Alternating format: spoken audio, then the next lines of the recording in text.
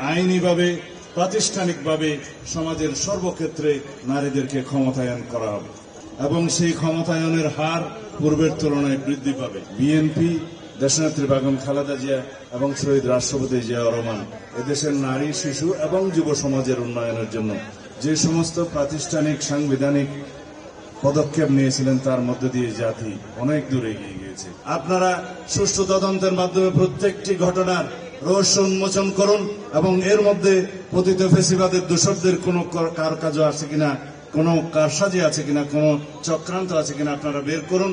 নারীরাই সবসময় আমাদের সকল গণতান্ত্রিক সংগ্রামে, স্বাধীনতা সংগ্রামে যুদ্ধে এগিয়েছিল, এই কথা সত্য। ঢাকা বিশ্ববিদ্যালয় আন্দোলন সংগ্রামের সূতিকাগার হিসাবে সকল সময়ে সকল সংগ্রামে সামনের সারিতে নেতৃত্ব দিয়েছে নারীরা, এই কথা সত্য। তাই আমরা দেখেছি আমাদের এই অর্জিত বিজয়ে নারীর একটি অংশগ্রহণ এবং একটি ভাগ আছে, যার সিংহভাগে আমরা বলতে পারি নারীদের। তাই আমরা আমাদের দলের পক্ষ থেকে অনেক আগেই আমাদের 31 দফা সংস্কার প্রস্তাব প্রণয়ন করেছিলাম, প্রদান করেছিলাম প্রস্তাব আকারে জাতির সামনে।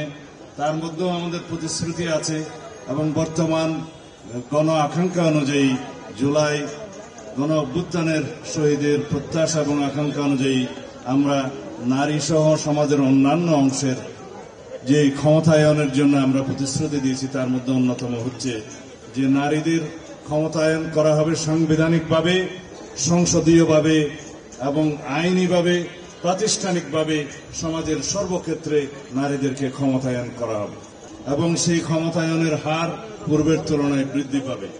আমাদের এখানে সেলিমা আপা একটা কথা বলে গেছেন এবং তাজমেরি আপাও বলে গেছেন, আরো অনেকে বলে গেছেন যে নারীর ক্ষমতায়নের বিষয়টি যেন আমরা সেই হিসাবে লক্ষ্য রাখি। আমরা সাংবিধানিক সংস্কার কমিশনের মধ্যে আমরা আমাদের যে প্রস্তাব দিয়েছি এবং অন্যান্য দলও দিয়েছে, আশা করি আমরা সংসদে নারীদের সংখ্যা বৃদ্ধির মাধ্যমে তাদের একটি সংসদীয় নারীর ক্ষমতায়নের দিকে আমরা আরো বেশি ভূমিকা রাখব। আর যেগুলো আইনি এবং প্রাতিষ্ঠানিক দিক আছে এবং বিভিন্ন গণতান্ত্রিক প্রতিষ্ঠান আছে, সেখানে নারীর অংশগ্রহণ অবশ্যই বাড়বে, বই কমবে না। যে দেশের এবং সারা বিশ্বের অর্ধেক জনসংখ্যা নারী, সেই নারীদের সমৃদ্ধি এবং অগ্রগতিকে যত বেশি আমরা এগিয়ে নিয়ে যাব, সারা বিশ্ব এবং দেশ সেই হিসাবে এগিয়ে যাবে এবং এটা আমাদের অবশ্যই কর্তব্য। এখানে কোনো বৈষম্যের কোনো স্বীকৃতি আমরা কখনোই দেব না। বাংলাদেশ জাতীয়তাবাদী দলের প্রতিষ্ঠাতা শহীদ রাষ্ট্রপতি জিয়াউর রহমান তার প্রথম সরকারের ভূমিকার মধ্যেই আপনারা অবশ্যই বুঝতে পারেন যে নারী ও শিশু মন্ত্রণালয় প্রতিষ্ঠা এবং পরবর্তীতে দেশনেত্রী বেগম খালেদা জিয়া এদেশের নারী শিক্ষার উন্নয়নের জন্য অবৈতনিক নারী শিক্ষা করে গিয়েছিলেন মাধ্যমিক এবং উচ্চ মাধ্যমিক পর্যায় পর্যন্ত। এগুলো শুধু উল্লেখ করার জন্য বড় বড় আমাদের বিভিন্ন কর্মসূচির উল্লেখ, বাট সমাজের বিভিন্ন স্তরে আপনারা লক্ষ্য করবেন বিএনপি দেশনেত্রী বেগম খালেদা জিয়া এবং শহীদ রাষ্ট্রপতি জিয়াউর রহমান এদেশের নারী, শিশু এবং যুব সমাজের উন্নয়নের জন্য যে সমস্ত প্রাতিষ্ঠানিক সাংবিধানিক পদক্ষেপ নিয়েছিলেন তার মধ্যে দিয়ে জাতি অনেক দূর এগিয়ে গিয়েছে। বর্তমানে বাংলাদেশে নারী এবং শিশুদের প্রতি সহিংসতা, নিপীড়ন যে পরিমাণে বৃদ্ধি পাচ্ছে সেটা অনেক উদ্বেগজনক। আমরা এর তীব্র নিন্দা এবং প্রতিবাদ জানিয়েছি দলীয়ভাবে, নিজে আমি ব্যক্তিগতভাবে আজকে জানাই। অবশ্যই এই সরকারকে এই সমস্ত কিছু খুব কঠোর হস্তে দমন করতে হবে।